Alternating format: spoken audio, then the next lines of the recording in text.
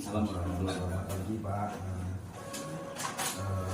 Mudah-mudahan Bapak berada dalam keadaan sehat walafiat. Amin. Jadi hari ini saya ingin mewawancari Bapak tentang dilema etika. Ya. Di dilema etika, bagaimana Bapak memutuskan antara dua kepentingan menjadi keputusan yang Itu ya. yang bisa kita pertanggungjawabkan, Pak. Silakan Pak ya. Ini memang agak sering sulit untuk memutuskan, tapi kita coba nanti ya, pengalaman saya untuk dikemukakan. Silakan. Jadi saya mulai dengan pertanyaan pertama, Pak. Selama ini bagaimana Bapak dapat mengidentifikasi kasus-kasus yang merupakan dilema etika atau bujukan moral di sekolah kita? Baik, terima kasih Pak ya. Di dalam perkembangan pengalaman di sekolah kita, saya sudah memasuki tahun ke-7 ini sangat sering.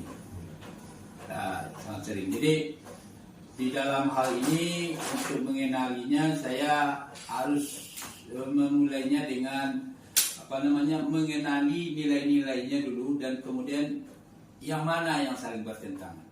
Sebagai satu contoh, itu siswa kita kan ada yang perilakunya itu kadangkala melanggar atau tidak sesuai dengan aturan-aturan sekolah. Di satu sisi, ini kita kenali nilai-nilai yang bertentangan itu. Di satu sisi kan dia berhak untuk sekolah, Berhak untuk belajar. berhak untuk belajar. Tapi di sisi lain dia tidak sesuai dengan aturan sekolah. Pertanyaannya, apakah saya harus mengeluarkan dia dari sekolah? Ya. Nah, sementara dia kan ada hak untuk mengikuti pelajaran. Jadi dilema seperti ini yang bertentangan adalah hati nurani saya sebagai seorang kepala sekolah yang ingin menegakkan aturan sekolah dengan nurani saya untuk memahami hak daripada anak itu sendiri. Kalau menurut aturan sekolah, anak yang melawan ke guru, ya kan? Dan itu malah di sekolah kita terjadi sendiri, dan Pak Yat juga sebagai orang yang bantu menyelesaikan, orang keluarga juga tidak sopan untuk datang marah-marah kepada guru di sekolah. Di satu sisi saya adalah aturan pelanggaran berat yang dia lakukan itu, setelah kan sewaktu siswa kita mau masuk, biasanya mereka menandatangani pernyataan akan mematuhi tertib. Tetapi kenyataan di dalam perjalanan dia melanggar aturan seperti itu, melawan ke guru, dan malah keluarga juga ikut menyerang guru. Nah, sekarang pertentangan nurani atau aturan atau etika yang saya alami itu, saya tegakkan aturan sekolah, anaknya harus keluar. Sementara dia sudah kelas 12. Ada juga tidak ditegakkan, aturan sekolah jadi tidak berarti, jadi lemah. Dan kalau ditegakkan dia harus keluar dari sekolah, berarti bisa saja, atau harus dikeluarkan berarti kan membunuh daripada masa depannya. Seperti itu dulu. Kemudian tahap kedua saya tentu melihat kalau tadi mencari nilai-nilai yang bertentangan itu, yang kedua saya ingin melihat siapa saja yang harus saya libatkan dalam hal ini. Nah, saya sudah mencoba melibatkan yang pertama tentu saja guru, warga sekolah, termasuk Pak Ayat sendiri, saya sebagai guru di sini membantu saya. Kemudian yang kedua saya juga melibatkan orang tua,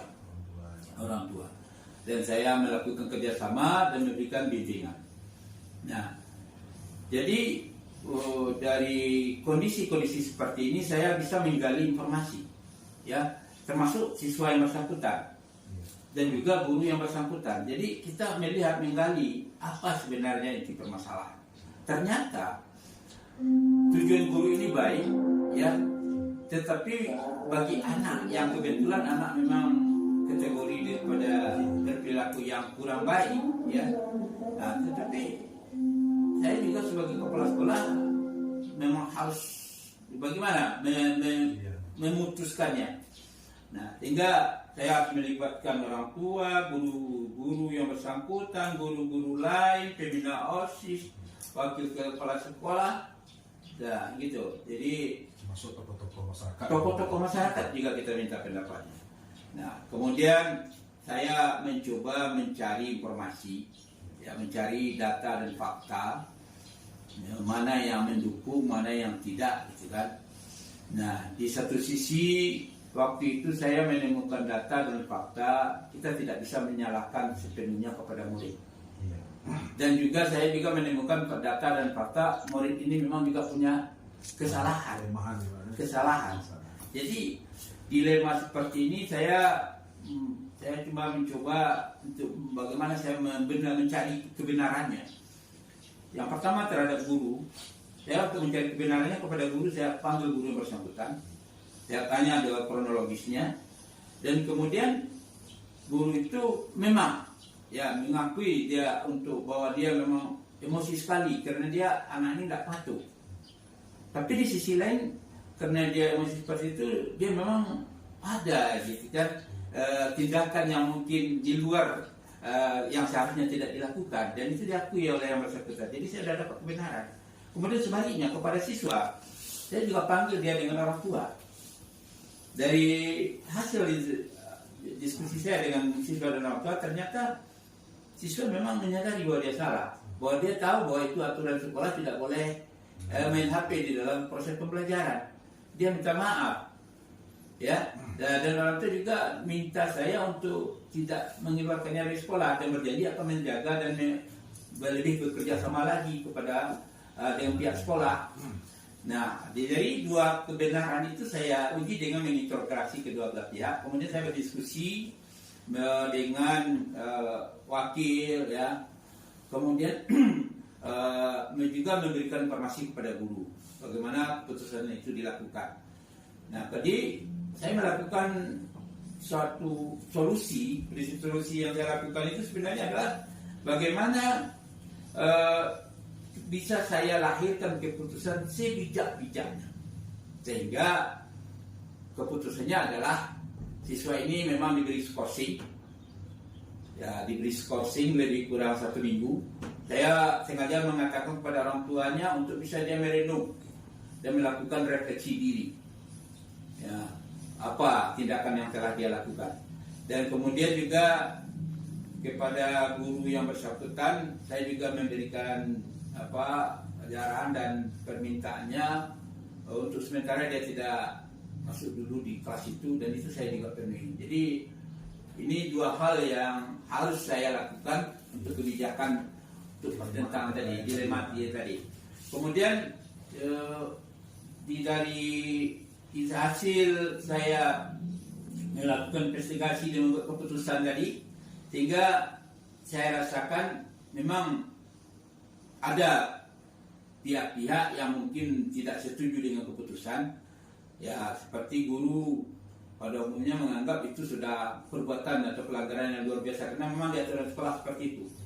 Tetapi mengingat kita anak ini mau untuk berbaik dan memperbaiki diri, termasuk keluarganya, meminta maaf dan sebagainya, dia juga punya kesempatan. Jadi saya akhirnya melahirkan anak ini dibiarkan atau diizinkan sekolah setelah diskorsing, kemudian dengan guru juga diberikan kesempatan, dan alhamdulillah sekarang sudah berjalan dengan baik, dan terlihat sampai saat sekarang saya belum mendengar laporan dari anak yang bersangkutan tentang masih bermasalah. Berarti apa yang sudah Bapak lakukan terhadap proses kasus 2 ini ya, sudah berhasil untuk sedikitnya merubah karakter anak di sekolah ini, dan juga pada guru. Pada guru, ya. Guru juga sudah mulai mengontrol diri, ya. Mengontrol diri untuk menahan diri, ya Pak, ya. Ya. Terus selanjutnya pertanyaannya, Pak, hal-hal apa saja yang selama ini merupakan tantangan bagi Bapak dalam pengambilan keputusan yang seperti tadi? Tantangan terberat bagi saya adalah, ya, meletakkan keputusan dengan logika, dengan aturan yang kadang-kala harus kita bawakan kepada hati nurani kita sebagai seorang guru atau kepala sekolah atau sebagai manusia. Jadi pertentangan ini kita sama saja dengan makan buah malakama. Kita lakukan ini yang salah. Dilakukan yang ini yang tertinggal. Nah, pertimbangan seperti itu bagaimanapun kita akan manusia. Tetapi kita akan mencoba bagaimana memutuskan hal tersebut secara bijaksana. Jadi tantangan terberat itu dia Pak ya. Menimbang antara aturan ya, hati nurani dan kemudian real kenyataan yang ada. Tapi keputusannya intinya tidak merugikan salah satu pihak. Kita usahakan seperti itu. Iya. Ya, jadi bisa anak tidak dirugikan, atau mungkin pihak sekolah atau guru tidak dirugikan, dia bisa berjalan dengan baik. Tetapi ya, tidak ada keputusan yang sempurna. Iya. Karena itu yang sempurna itu adalah kekuasaan Tuhan Yang Maha Kuasa. Jadi adakah seseorang atau faktor-faktor apa yang selama ini mempermudah dan membantu Bapak dalam pengambilan keputusan? Apakah ada pihak yang lain yang membantu Bapak untuk mengambil keputusan menjadi pertimbangan gitu? Mungkin ada masukan dari komite atau bagaimana? Oh itu pasti ada Pak ya. Jadi kita sebagai kepala sekolah kita tidak berjalan sendiri, apalagi dengan permasalahan-permasalahan yang pelik seperti itu. Jadi saya bisa saja melibatkan yang pertama tentu unsur pimpinan sekolah. Unsur pimpinan sekolah, kemudian pihak-pihak yang terkait dengan permasalahan itu biasanya saya berikan atau minta investigasi seperti apa. Kemudian malah saya minta menurut Bapak atau Ibu solusinya seperti apa, begitu kan? Atau boleh saya katakan keinginannya bagaimana dengan permasalahan seperti ini sekarang, bagaimana keinginannya? Nah ini juga menjadi bahan pertimbangan bagi saya. Jadi pihak-pihak yang berbeda itu samping wakil kepala sekolah, unsur pimpinan sekolah, ya, ada guru, ada juga pimpinan OSIS, malah orang tua, malah siswa yang bersangkutan. Nah, jadi tokoh-tokoh masyarakat juga kalau seandainya itu sudah begitu pelik gitu kan. Nah, jadi pada akhirnya kita mencoba dari informasi dan konsultasi dengan mereka mencari hal yang terbaik yang bisa kita lakukan. Begitu Pak. Terakhir Pak, Ya. dari semua yang telah Bapak sampaikan tadi, kira-kira apa pembelajaran bagi Bapak selaku kepala sekolah dalam pengambilan keputusan yang menurut saya cukup pelik gitu, Pak. Ya. Cukup susah kalau dibawakan ke aturan. Ya. Kira-kira apa Pak Jadi begini Pak ya. kesimpulannya? Ternyata pembelajaran yang saya peroleh adalah ternyata ya di dalam kita menegakkan aturan ya itu kadangkala harus ada pertimbangan, juga harus ada. Jadi seperti kita mengatakan tadi, kasus yang kita bicarakan tadi, kalau anak itu secara aturan harus dikeluarkan, ini tata tertib sekolah kita yang ditandatangani oleh orang tuanya di materai, dikeluarkan, itu kan aturan. Tetapi bagaimana dengan pertimbangan masa depan anak ini? Manusia ini kan kita tahu bahwa itu adalah dia wajar untuk berbuat salah, dan juga kita harus sadar mereka itu sekolah untuk membentuk itu. Jadi kalau seandainya sekolah hanya mampu membina yang baik-baik saja, saya rasa bukan sekolah. Tapi justru sekolah itu bagaimana merubah anak yang tidak baik-baik saja menjadi yang lebih baik atau yang baik. Jadi itu pembelajaran yang saya terima. Jadi jangan kita memutuskan sesuatu dengan emosional. Jangan kita memutuskan sesuatu hanya berdasarkan dari regulasi yang ada, tetapi juga pertimbangan moral dan etika yang seperti kita bahas ini juga menjadi bahan atau dasar untuk mengambil keputusan. Dan jangan lupa yang paling penting adalah bekerja sama dengan pihak-pihak yang mungkin membantu kita atau yang mungkin terlibat di dalam hal ini. Begitu Pak ya? Baiklah Pak, terima kasih atas pendapat dan apa yang sudah Bapak kemukakan. Ya. Sesuai dengan tema kita yaitu dilema etika. Ya.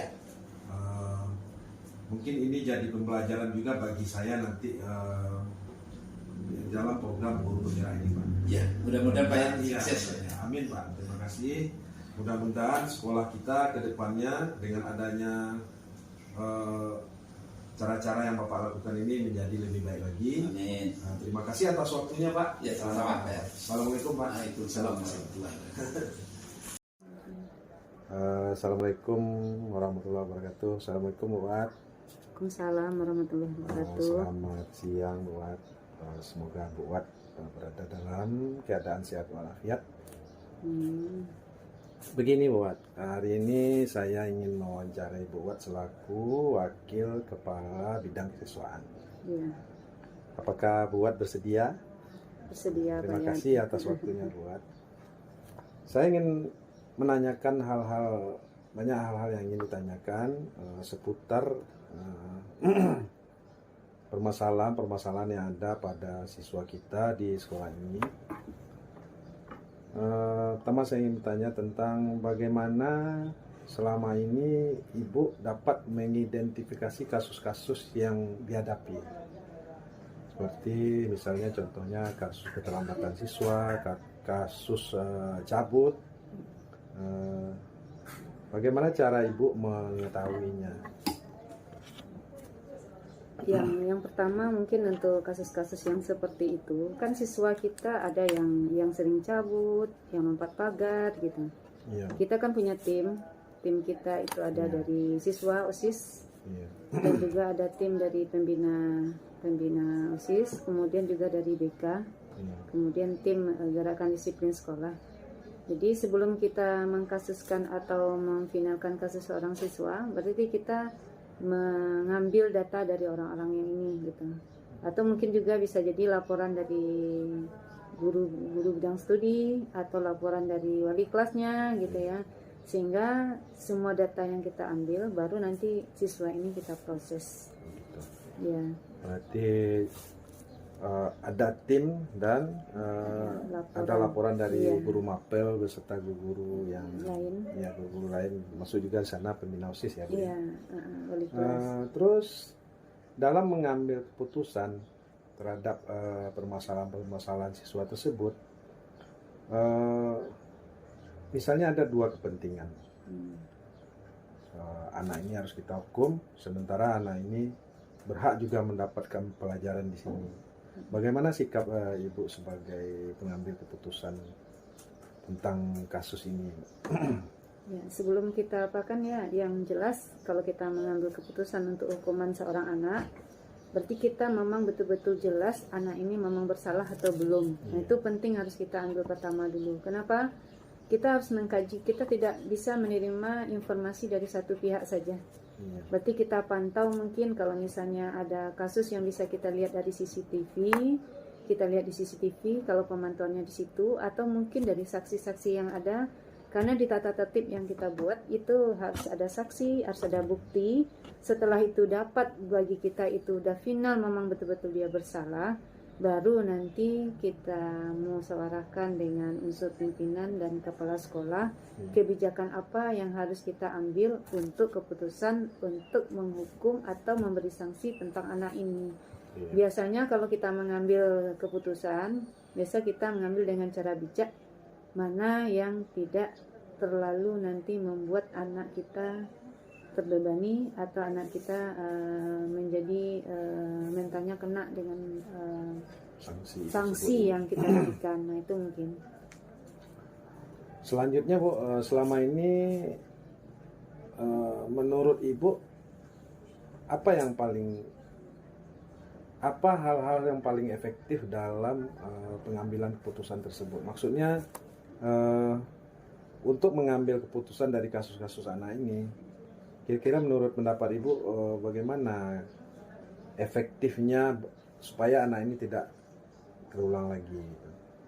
Apa kira-kira langkah-langkah efektif yang Ibu dan tim lakukan? Yang pertama yang harus kita apakan dialog dengan anak itu sendiri. Jadi dengan dialog dengan anak itu kita mempelajari gitu ya, apa sebetulnya menyebabkan dia itu melakukan kesalahan gitu. Jadi kita dari hati ke hati nih Pak Yat. Iya. Jadi kita bawakan ke hati sehingga dia itu merasa kalau kita tidak memojokkan dia atau tidak, berarti dia akui kesalahan dia sendiri. Jadi dia merasa dia memang salah. Kemudian berikutnya dari dia sendiri dia menyatakan kalau dia itu tidak akan mengulangi lagi kesalahannya gitu. Berarti komitmen ya Bu? Iya, komitmen. Biasanya kalau anak-anak yang sudah dari hati ke hati ini, biasa kalau kita lihat dia salah lagi, dia akan merasa malu. Nah, itu biasanya kalau anak-anak yang sudah sering masuk ke ruangan wakil. Nah, itu biasanya anak-anak itu. Misalnya, lanjut ke pertanyaan selanjutnya. Apa yang menjadi tantangan Ibu dalam memberikan keputusan yang tepat bagi anak yang bermasalah seperti tadi? Apakah ada dari pihak keluarga, atau dari pihak guru, atau dari teman-teman, atau dari siswa sendiri, atau dari kepala sekolah mungkin? Kira-kira apa tantangannya? Kalau tantangan selama ini mungkin yang tantangan yang kita hadapi kalau dari siswa biasanya ngikut aja dengan apa yang kita berikan biasanya, dan orang tua pun juga karena kita sudah komitmen dengan aturan yang ada selama ini. Biasanya kalau kita dari kurikulum 2013 dulu, berarti kan di situ ada tertib yang kita sodorkan yang sudah ditandatangani pakai materai kan. Kita lihatkan itu kembali kalau kasus-kasus berat, dan dia menerima biasanya gitu. Mungkin tantangannya itu adalah aplikasi untuk menerapkan disiplin ini sebetulnya yang cukup sulit bagi kita. Kenapa? Kadang-kadang hati nurani mengatakan ini berat untuk anak-anak, seperti hukuman yang sangat berat itu mungkin tantangan kita sendiri. Karena kita menghukum anak dengan hukum yang sangat berat itu, nah itu tantangan. Cuma kalau dari sekolah, dari guru-guru mungkin tidak terlalu apa ya dengan keputusan yang kita buat. Istilahnya kita dilema etika namanya. Ya, dilema etika. Kita berdilema dengan diri kita. Kita memutuskan ini tentu kita penuh pertimbangan. Ya itu. Ada anak misalnya yang kesalahannya sudah sangat fatal, kita keluarkan, kemudian kita memikirkan masa depan anak ini apakah kita berhentikan sampai di sini. Iya, itu mungkin. Kita mau anak juga tamat kan. Iya. Jadi dalam melaksanakan atau mengambil keputusan tersebut, adakah seseorang atau faktor-faktor yang membuat yang membantu Ibu dalam melaksanakan, apakah misalnya dari kepala sekolah, dari teman-teman, dari yang membuat Ibu kuat gitu untuk menerapkan keputusan yang akan dibuat? Kekuatan ya yang pertama itu ya dari kepala sekolah dulu ya, kemudian teman-teman unsur pimpinan, dan juga dari support dari semua guru dan pimpinan OSIS, mungkin itu mungkin. Jadi kalau kita aja sendiri yang bertindak mungkin istilahnya kerjasama ya kerjasama semua pihak. Jadi kita mengambil keputusan kan kita ambil musyawarah dulu. Jadi kita bisa kuat kalau keputusan bersama yang kita ambil. Oke, dapat disimpulkan ya Bu ya, untuk mengambil keputusan yang mungkin menurut kita atau menurut orang lain sudah tepat, tapi menurut kita belum, atau menurut kita sudah belum tepat, menurut orang sudah. Iya. Tentu kita butuh musyawarah dan kerjasama dengan berbagai lini yang di sekolah ini. Baiklah Bu, itu mungkin wawancara kita. Terima kasih atas waktunya. Mudah-mudahan dengan adanya wawancara ini bisa menjadikan apa yang diputuskan menjadi lebih baik lagi bagi saya terutama Bu, dan bagi sekolah kita. Terima kasih. Assalamualaikum Bu atas waktunya. Assalamualaikum warahmatullahi wabarakatuh. Kasih ini ya. Ya Pak dengan salam jadi. Lalata lah Pak. Jadi intinya itu. Ini kan ya kok.